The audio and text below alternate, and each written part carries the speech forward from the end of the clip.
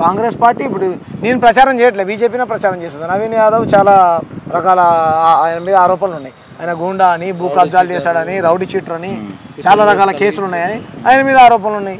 BJP ఆయన మీద ఇప్పుడు ఎవరో క్యాండిడేట్ ప్రకటించాలి, మరి 2-3 పేర్లు చెప్తా ఉన్నారు. ఇక బీఆర్ఎస్ గురించి అయితే చెప్పాల్సిన అవసరం లేదు. కాబట్టి మేమేమంటున్నాం అంటే తెలంగాణ ప్రజల తరఫున తెలంగాణ శ్యామ్ నిలబడుతున్నాడు. మార్వాడి, గుజరాతీ, రాజస్థాన్ల ఆధిపత్యం తెలంగాణ పైన ఎక్కువ అయిపోయింది. వాళ్ళ ఖర్చుల ముంగట, వాళ్ళ ప్రచారాల ముంగట మీరు నిలబడతారా? నాకు ఓటర్స్ ఉన్నారు బ్రదర్. తెలంగాణలో ఉన్నటువంటి 4 కోట్ల మంది ప్రజలు జూబ్లీహిల్స్ ఎందుకు నమ్మరు? జూబ్లీహిల్స్ లో ఉన్నటువంటి ప్రజలందరూ నాయనకాలు ఉన్నారు కదా. మీరు పైసలు ఇస్తే తీసుకుంటాం. ఒకరు నిజంగా వాళ్ళ దగ్గర పైసలు ఉన్నాయి అంటారు కదా, పైసలు ఇవ్వడం నేరం. ఒకరు అలా ఇస్తే కనుక ప్రజలారా తీసుకోండి, ఓటు మాత్రం నాకేయండి, ఓటు మాత్రం నాకేయండి, మీకు చేతులెత్తి దండం పెడతా ఉన్నాను.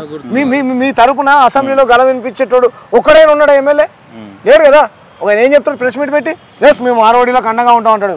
ఆయన పేరేం పేరు? మైనంపల్లి హనుమంత. వాళ్ళకి అండగా ఉండాలను.